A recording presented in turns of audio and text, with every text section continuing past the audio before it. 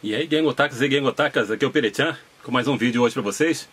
E o tema de hoje vai ser uma coisa que eu tenho, assim, pensado muito tempo em fazer o vídeo, e hoje, finalmente, eu vou tomar essa iniciativa de fazer o vídeo, né? É o vídeo, por que que eu, aliás, como eu aprendi japonês, né?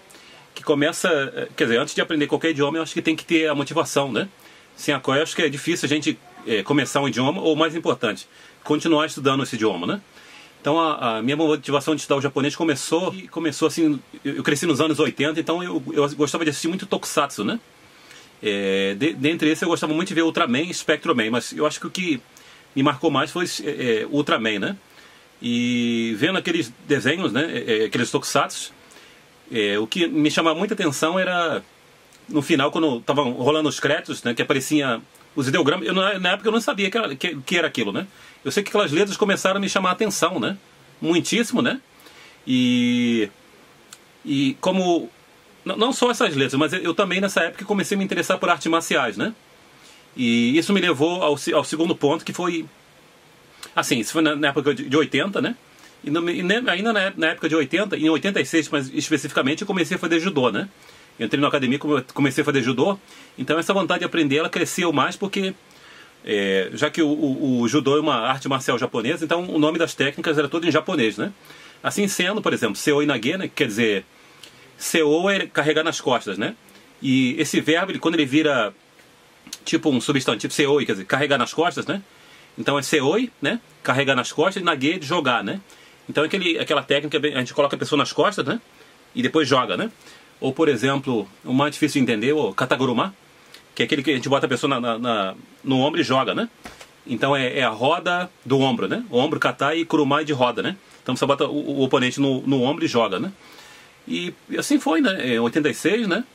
E a partir desse judô que me levou a querer mais estudar o japonês, isso remete a 88, né? Quando eu estava no primeiro ano do segundo grau, e tinha um amigo descendente japonês na minha turma, né? Era o Roberto, né? Eu fiquei muito amigo dele, né? E na casa dele ele falava japonês, com os pais, né? E eu me interessei, eu falei que tinha muito interesse em estudar a língua japonesa. Ele começou a me emprestar os livros que ele usava no cursinho dele, né? E por acaso o livro que ele usava na época era o livro chamado... É o que foi minha base da língua japonesa, né? Que o pessoal me pergunta, é o livro Nihongo no Kiso, né? Ou seja, o nome já diz, base da língua japonesa, né? Que comecei a pegar, né? Junto com esse livro eu também aprendi Hiragana e Katakana. E o que eu fiz depois disso foi... o pai dele gostava de ler uma revista chamada Sunday Mainichi, quer dizer, todo dia de domingo, né? Então eu pegava essa revista, eu ficava olhando os kanjis, né?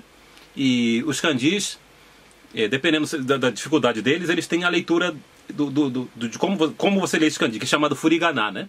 Esse furigana é escrito em hiragana, geralmente, né? Então eu começava a ver isso e começava a copiar. Foi como eu comecei a aprender kanji, mesmo sem saber os significados, eu ficava copiando, né? E isso remeteu também ao ano seguinte, que eu resolvi levar essa vontade de... Quer dizer, esse básico de japonês para o próximo nível. Então, em 89, eu comecei a fazer a aulinha de japonês, né? Aula particular, né? Eu lembro que era uma vez por semana, né? 1 hora de aula, mas eu aproveitava o máximo dessa aula, porque eu falo muito pelos grupos aí que eu participo, ou com o pessoal com quem eu falo, né? Que eu nunca esperei o professor dar aula. Quando o professor dava aula, eu já tinha passado por aquela lição, então para mim já era revisão, né?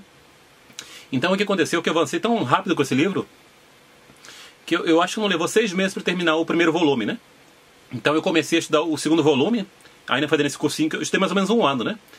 E depois que eu estudei esse ano, foi exatamente, praticamente 1 ano depois, que foi quando eu entrei na UFRJ, em 91, né? E o que aconteceu é que, devido a essa base toda que eu tinha de japonês, aliás, eu terminei o primeiro fascículo o volume do Nihongo no Kiso.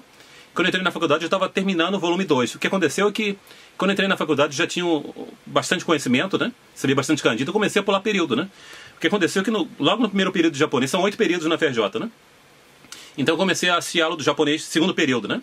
Só que era fácil para mim, eu pulei para o 4º período, né? Isso no segundo período, eu estava assistindo aula no 4º período, né? Terceiro período, eu estava assistindo aula do 5º período, né? E aconteceu que eu estava achando muito fácil, eu pedi permissão para assistir aula no último período de japonês, que era japonês 8. E eu fiz isso por 2 anos e meio, né? E nesse período chega uma fase muito importante que me motivou mais a estudar japonês, foi em 93, que foi a primeira vez que eu vi o Japão, né? Com uma bolsa da Fundação Japão. E o que me surpreendeu é que toda essa base minha de japonês, todo esse esforço de estudar japonês, permitiu que eu chegasse no Japão em 93 entendendo praticamente tudo, né? E o que para mim foi uma surpresa, porque eu nunca tinha vindo ao Japão, né? Até então, né? Eu cheguei no aeroporto, não vou esquecer nunca, né? Cheguei ali em Narita em 93, comecei ali lá, Narita, né? Narita Kokusai Kuko, quer dizer, aeroporto internacional de Narita. Foi uma grande alegria, né? E passei 2 semanas naquela época. Eu vou fazer um vídeo sobre isso, né? Sobre a bolsa da Fundação Japão, só para ter um contato com a cultura. Aí visitei Hiroshima, a Fundação Japão era em Saitama, quer dizer, perto de Tóquio, né? Visitei também Kyoto, né? Então conheci outras regiões, escutei dialetos pela primeira vez, né? Foi uma viagem maravilhosa, né? Que me motivou a querer vir ao Japão mais vezes, né? Então, assim, o interessante dessa vez que eu vim ao Japão, em 93, é que eu cheguei no dia do casamento da família imperial, né? Da princesa Masako, né? Foi dia, se não me engano, dia 9 de junho de 93. Então, eu lembro que eu cheguei no meu quarto, comecei a ver a cerimônia, né? Eles passando em carro aberto pelo centro da cidade. Então foi emocionante, né? Então, 93, né? E também, uma coisa que eu tenho que falar, que o pessoal me pergunta sempre, como eu estudei, fora o Nihongo no Nexo, eu acho que uma base forte dos meus estudos foi uma revista que eu li chamada Nihongo Journal, que era uma revista que falava sobre vários assuntos e que era dividida em níveis, né? E com assuntos interessantes que faziam você querer ler a revista, né? Infelizmente essa revista parou de ser publicada, mas eu li essa revista bastante e que me ajudou a pegar mais vocabulário, né? E, sim, ainda na minha trajetória de estudo da língua japonesa, já que eu vim em 93 para o Japão, gostei muito, e resolvi me candidatar para uma bolsa do Ministério da Educação, que é o MEXT, né? Quando eu vim para cá era chamado Monbusho, agora chama Monbugakka. É uma bolsa de língua japonesa e de cultura japonesa. Então, com essa bolsa, em 94 eu fui estudar em Okinawa, na Universidade dos Ryukyus. E o bom disso aí é que, nesse ano que eu fui, foi o primeiro ano que teve estudantes estrangeiros, que eles chamam de Kokuhiri Gakusei, ou seja, estudantes que vieram com bolsa de estudo do governo japonês, né? Então foi a primeira vez que teve esse curso. E na época eu já tenho um japonês bem alto. Eu, mais um americano e um outro húngaro, a gente teve uma aula à parte, porque as aulas normais eram fáceis para nós. E foi aí que comecei a desenvolver o meu japonês em várias áreas. Foi nessa época que comecei a estudar sobre dialetos, né? Ainda antes de me formar. Então eu comecei a ler esse livro aqui, né? Já em 95, né? É um livro chamado Nihongo no Hogen, né? Quer dizer, Dialetos do Japão. Comecei a estudar dialetologia, né? Me interessei na área, né? E dentro dessas aulas foi muito interessante porque eu também li a Crônica do Japão, que é o livro, se eu não estou enganado, é o livro mais antigo do Japão, chamado Kojiki, que fala da mitologia japonesa, da criação do Japão, dos deuses que os japoneses acreditam, né? Eu li esse livro. Eu também li um livro chamado Roshi Soshi, né? São umas compilações dos ensinamentos de Confúcio, né? Então é uma coisa super difícil para mim, que eu ainda não tinha me formado, né?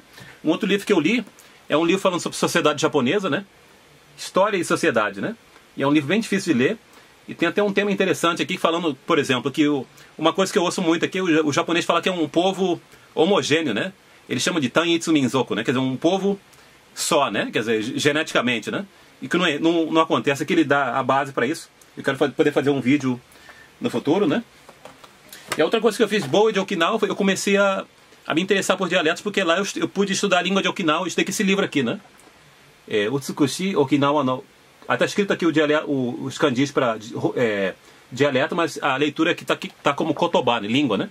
Então, língua bonita de Okinawa. E é ali que eu comecei antes de terminar a graduação, comecei a estudar dialeto, né? Isso aqui é uma coisa que eu quero fazer com vocês, aí se vocês ajudarem o canal também, né? Esse canal crescendo, eu tenho vontade de fazer uns cursinhos baixos de dialeto de Okinawa, né? E isso foi em 94, né? E a última fase, assim, acho que diria de formação mesmo para consolidar meu japonês foi em 98, né? Que nesse período de 94 eu comecei a me interessar por dialetos, eu rodei o Japão todo até, né?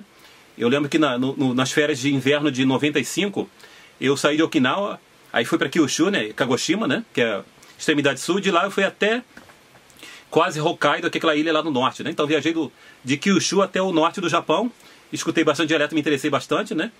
E com essa base toda de dialetos, em 98 eu me candidatei para uma vaga para fazer um mestrado no Japão, que foi o que me levou essa terceira vez e última vez que eu vim para cá, né? Eu vim fazer mestrado na Universidade de Osaka, né? E onde eu tirei mestrado em dialetologia e sociolinguística, né?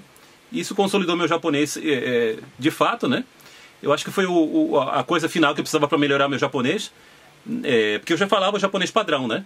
Mas acho que dessa vez ele consolidou pelo fato de virar um japonês dialetal, né?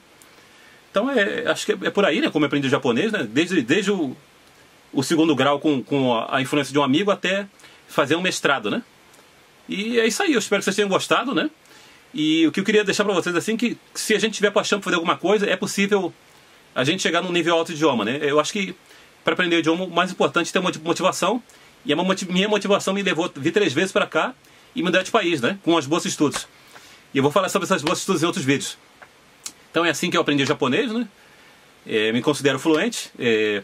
Ultimamente as pessoas, o meu status aqui, tipo, eles pensam que eu fui criado aqui. Isso começou de uma paixão lá na minha infância, né? Então é isso aí. Espero que você tenha gostado desses vídeos. Se gostaram, não esquece de dar o joinha. Se você não está assinado no canal, assina, né? E pode esperar pelos próximos vídeos que eu vou fazer mais vídeos desse tipo. Obrigado por ter assistido. Um abração. Tchau, tchau.